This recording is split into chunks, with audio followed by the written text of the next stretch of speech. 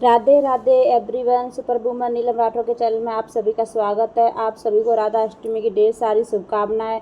Friends, Radha Ashtami इस बार 31 अगस्त 2025 को मनाई जाएगी। राधा अष्टमी जन्माष्टमी के ठीक 15 दिन बाद पड़ती है। राधा रानी की पूजा कैसे करनी है, कब करनी है, मैं आज आपको इस वीडियो में बताऊंगी। तो देखिए फ्रेंड्स, राधा अष्टमी वाले दिन सुबह जल्दी उठना है। मंदिरों में सुबह 4 बजे पूजा चालू हो जाती है। राधा रानी को पंचामृत स्नान कराया जाता है, लेकिन हम गृहस्थी वाले लोग इतनी जल्दी नहीं कर पाते, इसलिए हम आराम से सुबह जल्दी उठ जाएंगे। टाइम से राधा रानी को स्नान आदि करा लेंगे। अगर आपके पास जुगल जोड़ी है, जैसे किसी की धातु के हैं, तो अच्छी बात है, आप पंचामृत स्नान करा सकते हैं। लेकिन आपके पास तस्वीर है, तो राधा रानी की फ़ोटो है, तो भावपूर्वक स्नान करा सकते हैं। इसके अलावा आपके पास लड्डू गोपाल हैं, तो राधा रानी नहीं है, तो आप लड्डू गोपाल को भी राधा रानी बना सकते हैं। और उनका पंचामृत स्नान कराने के बाद बिल्कुल राधा रानी की तरह श्रृंगार करें, फिर उनकी पूजा करें। ये दोनों ही एक ही हैं, एक ही के रूप है।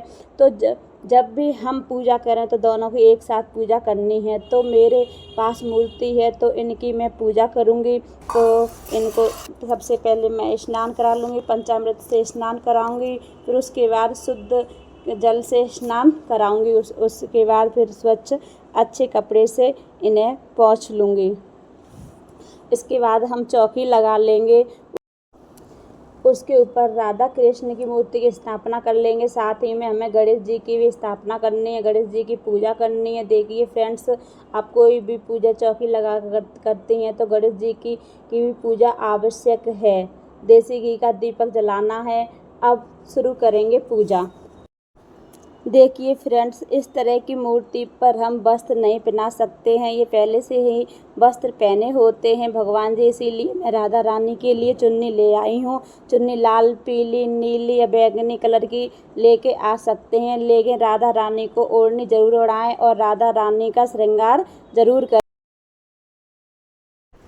अब हम गणेश भगवान जी को विराजमान कर लेंगे। देखिए, कोई भी पूजा करें चौकी लगाकर तो गणेश भगवान जी की पूजा अवश्य करें। मंदिर में करते हैं तो मंदिर में पहले से विराजमान गणेश भगवान जी होते हैं। उसके बाद हम गौ माता को विराजमान करेंगे, दीपक प्रज्वलित करेंगे, घी का दीपक जलाएंगे।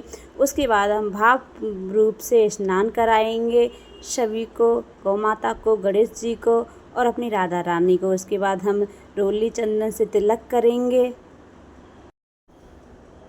चावल समर्पित कर देंगे। इसके बाद हम फूल समर्पित करेंगे।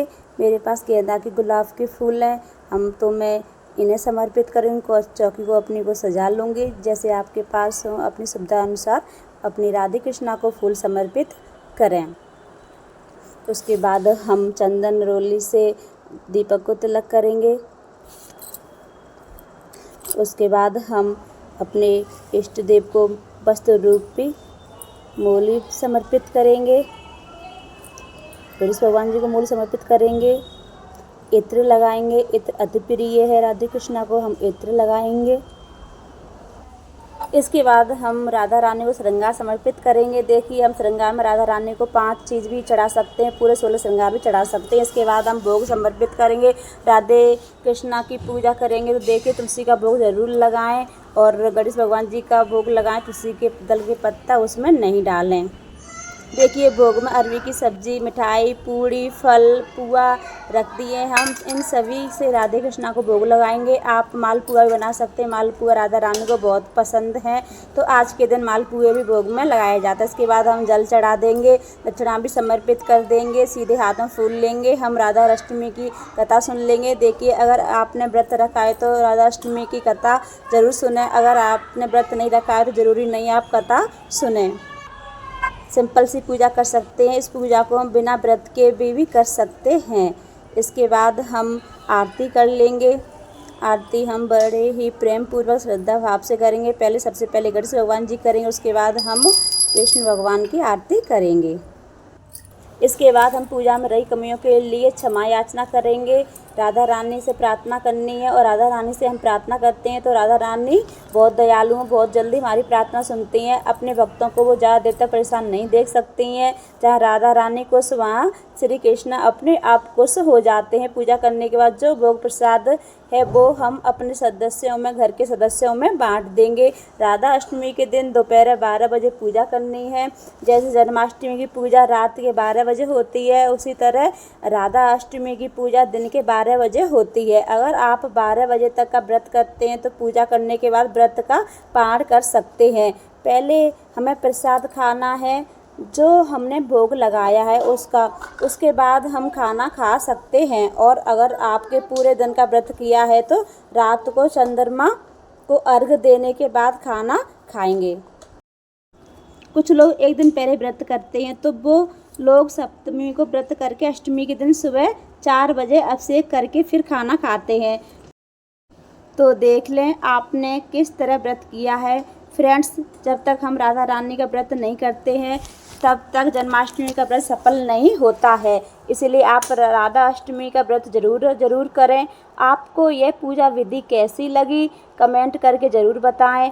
अगर आपको वीडियो पसंद आई हो, आपके लिए थोड़ी सी भी यूज़फुल हो तो वीडियो को लाइक कर देना और चैनल को सब्सक्राइब कर देना। राधा रानी की कृपा आप सभी पर बनी रहे, इसी कामना के साथ फिर मिलेंगे।